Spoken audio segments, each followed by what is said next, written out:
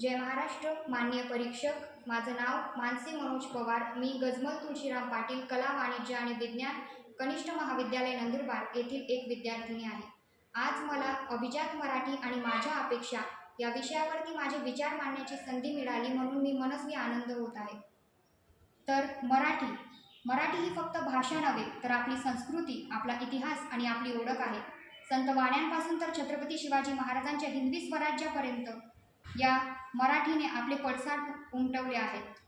छत्रपती शिवाजी महाराज आणि छत्रपती संभाजी महाराज यांच्या ओठांवरती नांदलेली भाषा म्हणजे आपली मराठी आहे आणि म्हणूनच आपल्या मराठीला अभिजात दर्जा मिळणं हीच आपली खरी शान आहे. तर अभिजात मराठी टिकवण्यासाठी आपल्या काय जबाबदाऱ्या आहेत आणि याबद्दल माझ्या अपेक्षाही आहेत. तर त्या अशी की मराठी बोलणे, लिहिणे, वाचणे हे फक्त अभिमानाचं असू नये, पण मराठीला अभिजात दर्जा मिळाल्यानंतर आपल्या जबाबदाऱ्या सुद्धा आपण पार पाडल्या पाहिजेत. तंत्रज्ञानात मराठीचा वापर वाढला पाहिजे. कम्प्युटर, मोबाईल, इंटरनेटवरती मराठी सहज उपलब्ध व्हावी. नव्या पिढीला वाचनाची आवड लागली पाहिजे. फक्त इंग्रजी पुस्तकेच नव्हे, तर मराठी साहित्य सुद्धा घराघरात पोहोचली पाहिजे. आणि सर्वात महत्त्वाचं म्हणजे मराठी बोलताना कोणालाही कमीपणा वाटू नये.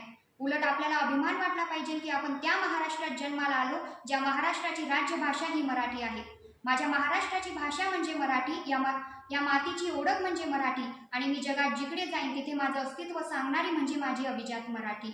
ज्या भाषेमध्ये संतांनी अभंग लिहिले, ज्या भाषेमधून छत्रपती शिवाजी महाराजांनी स्वराज्य निर्मिती केली, ज्या भाषेमधून छत्रपती संभाजी महाराजांनी औरंगजेबाच्या दरबारात दाखवून दिलं की दिल्लीचेही तख्त राखी तो महाराष्ट्र माझा, त्या महाराष्ट्राची राज्यभाषा म्हणजे आपली मराठी आहे. आणि म्हणूनच आपण म्हणतो की लाभले आम्हास भाग्य बोलतो मराठी, जाहलो खरेच धन्य ऐकतो मराठी, धर्मपंथ जात एक जाणतो मराठी आणि एवढ्या जगात माय आम्ही मानतो मराठी. आपण मला ही संधी दिल्याबद्दल खूप खूप धन्यवाद. जय हिंद, जय महाराष्ट्र, जय अभिजात मराठी.